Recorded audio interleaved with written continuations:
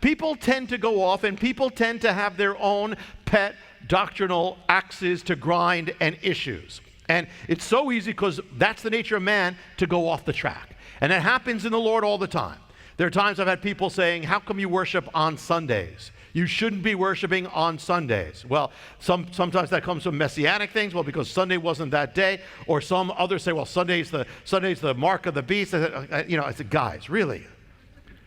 Shouldn't be. Why do you worship on Sunday? Well, for one, Messiah rose on Sunday, so he must have been okay with it. Secondly, the first believers worshiped the Lord on the Sabbath, Friday night, like tonight. They also did Saturday, and they did Sunday because it was the day he rose, the Lord's day. Both. But since when did Sunday become not Jewish?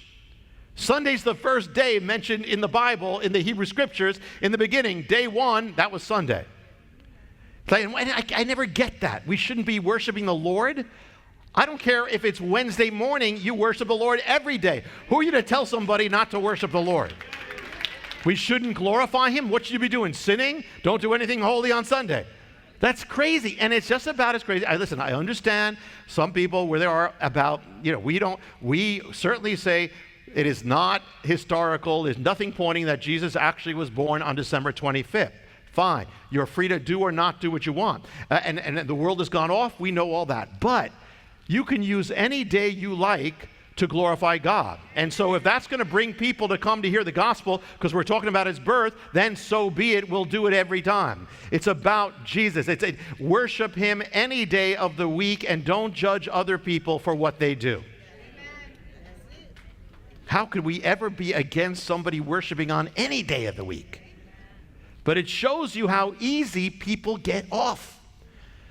Sometimes people will say, why don't you wear a yarmulke? Really? Because so it'll be Jewish. Really? Did Jesus wear a yarmulke? If he needs our help to be Jewish, then he's not the Messiah. It doesn't matter. Do what you want. Here's the debate here. There are a number of things here that are happening. Remember, a lot of the believers, they're taking for granted that the law is from God. Well, it is from God, but they're taking for granted that this is going to be part of the rest of the time because God gave it to them. It's a heavy thing to step out, and thus God used Paul to say something that was so radical back then. There are those today, the issue of the law, it comes up today, and in Messianic circles and beyond that, among many non-Jewish people, that, listen, you have to be under the law. You got to keep the law. Well, listen, there's two extremes here. One is if you tell people they have to be under the law, that's an extreme, and that's not of God. On the other hand, if you tell people that they can't do things like observe the Sabbath, that's fine. Or do anything does not go against the new covenant that is in the Spirit, that's fine. We have this thing called freedom. You're free to do and you're free not to do.